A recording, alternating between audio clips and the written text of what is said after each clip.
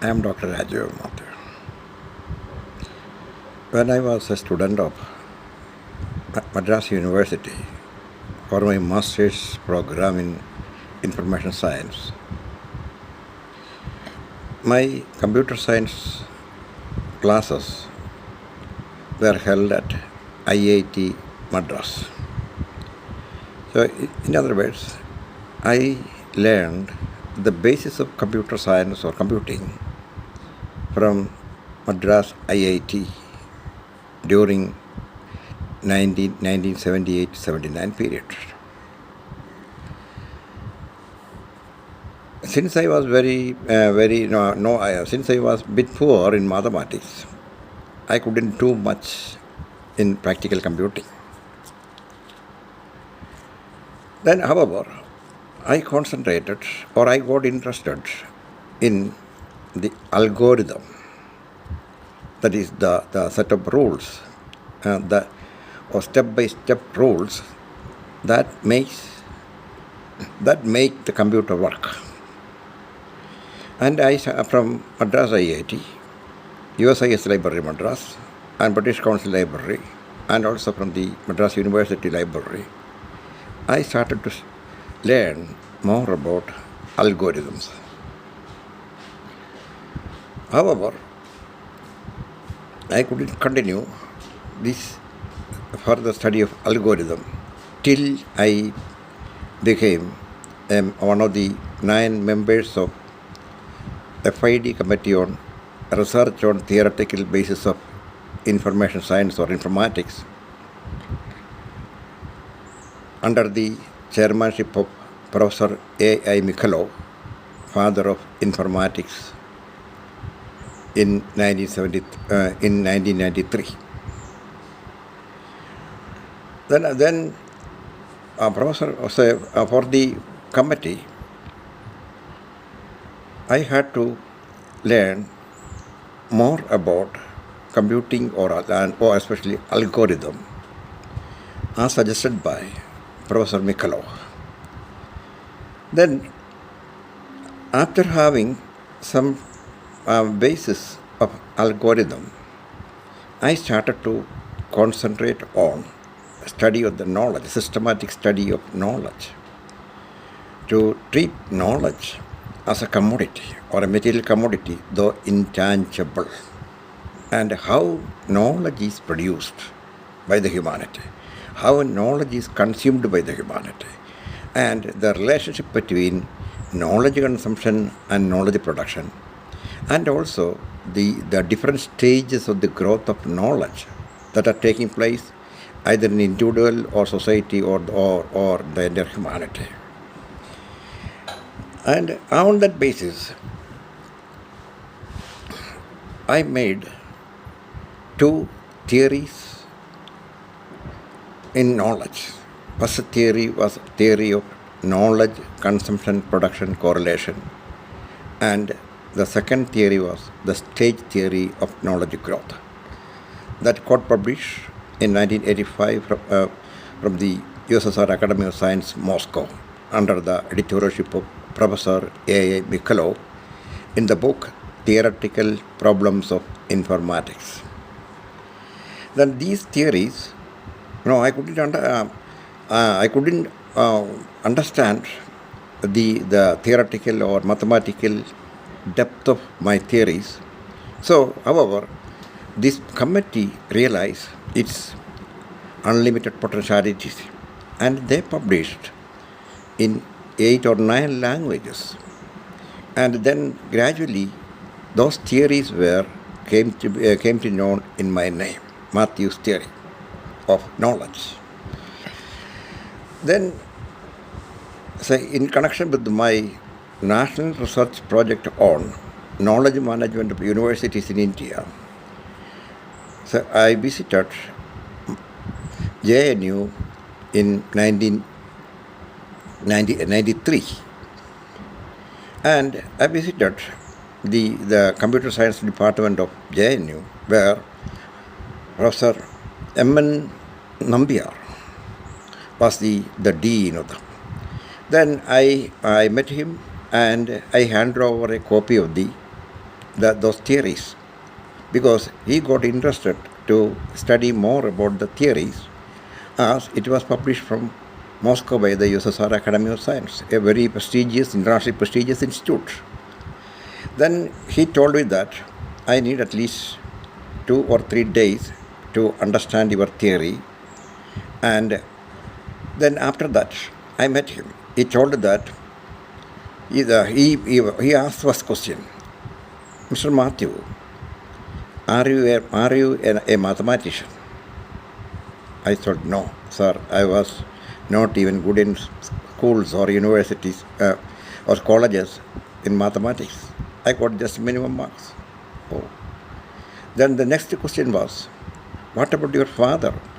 Was he a mathematician or anybody? No, I said that no, he was not a mathematician.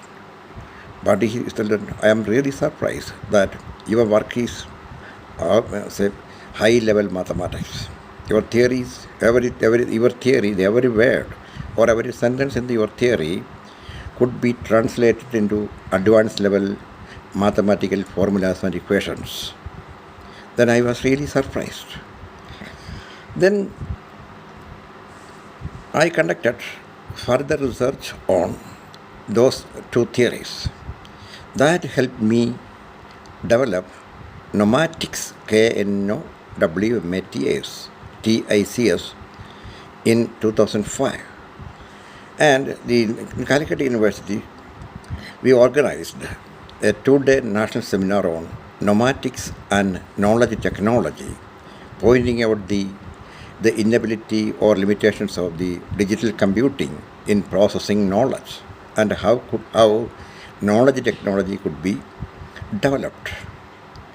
In the seminar, Professor APJ Abdul Kalam, then the President of India, contributed a paper. So, and we presented his paper in the conference. Then thereafter, the conference got national coverage or national in the media.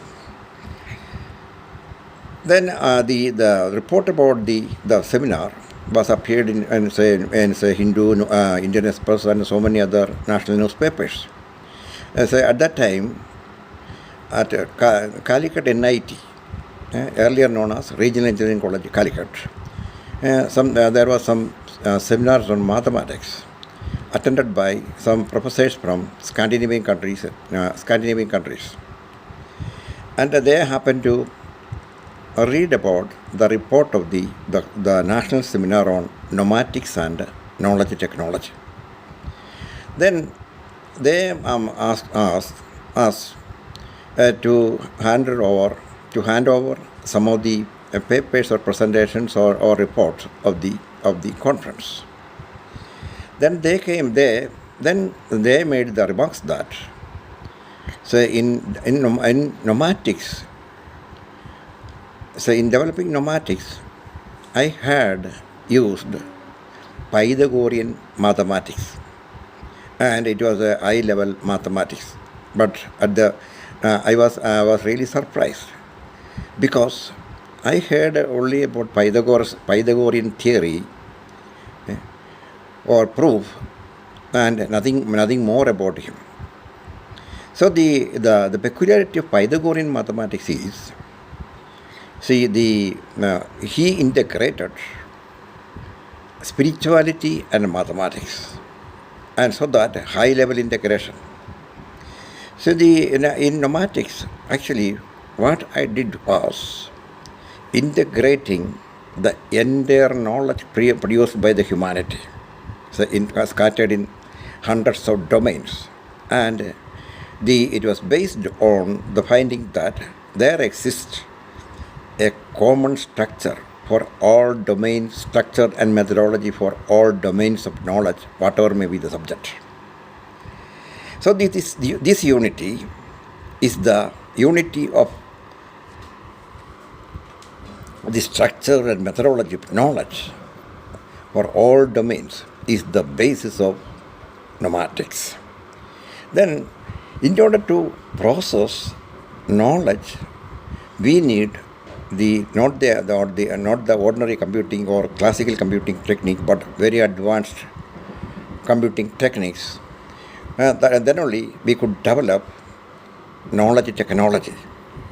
But on the other hand, so that in computer science is basic, where all the algorithms of the computer science or information technology are based on data structure, and that is linear and static. On the other hand, knowledge structure is non-linear and dynamic and exponential. So the exponential growth of knowledge. So in order to bring knowledge under the purview of a processing technology or knowledge processing technology, at advanced level mathematics and computing are required. So that is the basis of Knowmatics. And the only very recently I happened to heard about the development of quantum computing. And after knowing some aspects of quantum computing, I realized that this quantum computing can be employed for developing knowledge technology or knowledge processing technology, and thereafter for developing knowledge industry. So I am still carrying out my work. So I need international scholars and experts in mathematics, advanced computing or quantum computing or other advanced computing techniques, and advanced mathematicians to jointly conduct a further study on developing knowledge processing technology, and that knowledge processing technology would going to replace the present information technology, and it may bring out a new revolutions in education, scientific research, professional services, and so in agriculture, industry, and every aspect of human life. Thank you.